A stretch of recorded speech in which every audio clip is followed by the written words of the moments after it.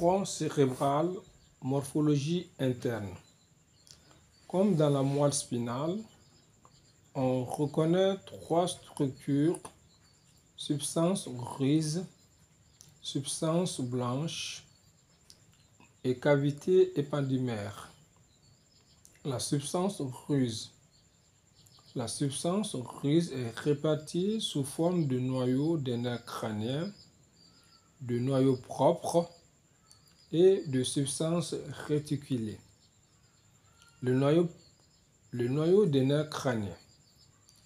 Ils sont répartis sous forme de sous-colonnes de noyaux, groupements de corps cellulaires neuronaux, placés de dedans en dehors, juste sous le plancher du quatrième ventricule, V4.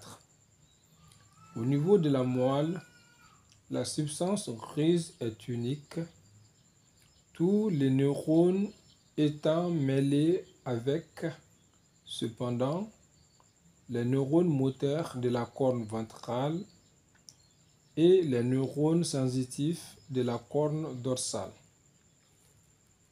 Les bases des cornes répondent aux neurones végétatifs, moteurs et sensitifs, alors que les apex et cols contiennent les neurones somatiques, moteurs et sensitifs, destinés au système de la vie de relation. On pourrait imaginer les neurones séparés en raison de leur destinée fonctionnelle. On obtient ainsi 4 groupes de noyaux, disposés de la région ventrale à la région dorsale. Noyau moteur somatique, noyau moteur végétatif, noyau sensitif végétatif et noyau sensitif somatique. Au niveau du tronc cérébral, la substance grise est éclatée sous forme de noyau. Le noyau se dispose de dedans en dehors sous le V4, quatrième ventricule, avec ras de la ligne médiane, les noyaux moteurs, somatiques et végétatifs, puis plus latéralement les noyaux sensitifs, végétatifs et somatiques. Cette disposition est la conséquence de l'écartement latéral des cordons dorsaux, devenant pédoncule cérébelleux, en raison du développement important de la cavité éppendymaire qui s'ouvre à la face dorsale du tronc cérébral. Sur la ligne, on distingue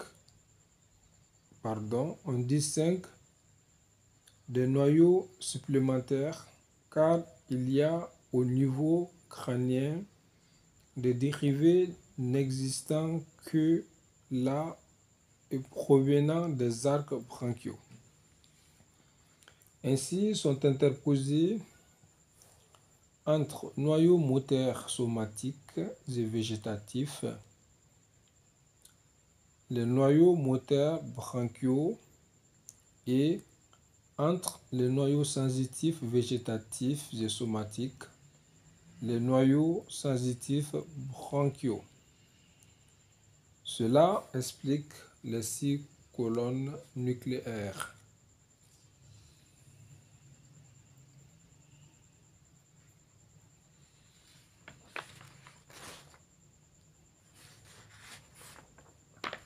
La figure 38 montre, sur une projection du V4, la disposition de ces colonnes nucléaires correspondant à l'origine réelle des nerfs crâniens.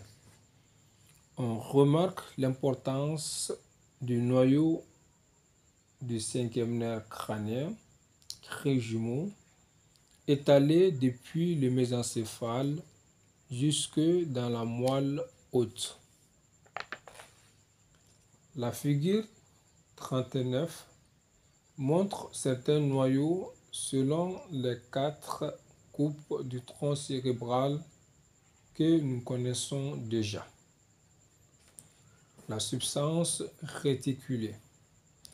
La substance réticulée ou formation réticulaire est un réseau de neurones sous forme d'un filet étendu sur toute la hauteur du tronc cérébral dans sa région centrale.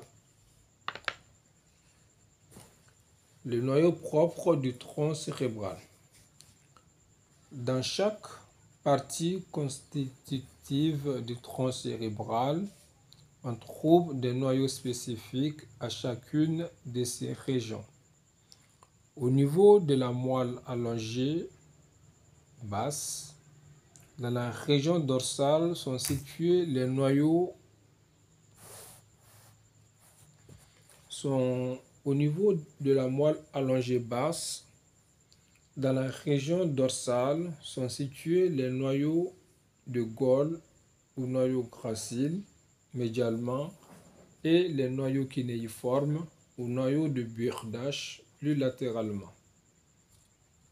Au niveau de la moelle allongée haute, le noyau olivère latéralement en forme de bourse plissée qui donne le relief dit olive bulbaire.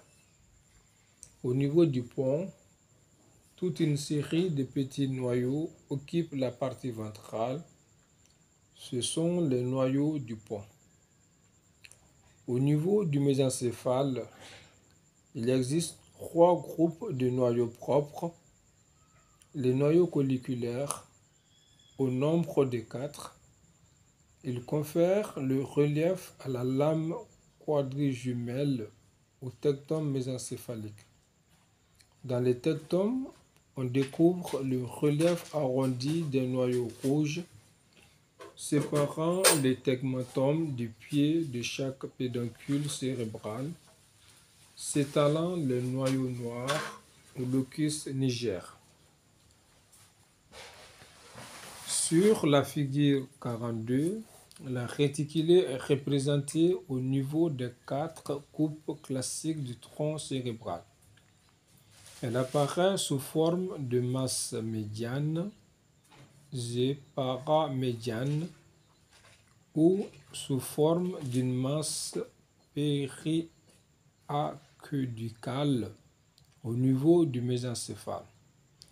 Cet aspect en masse sur la coupe et non un réseau étalé est dû au fait que dans la réticulée sont reconnaissables des zones fonctionnelles importantes appelées noyaux de la réticulée.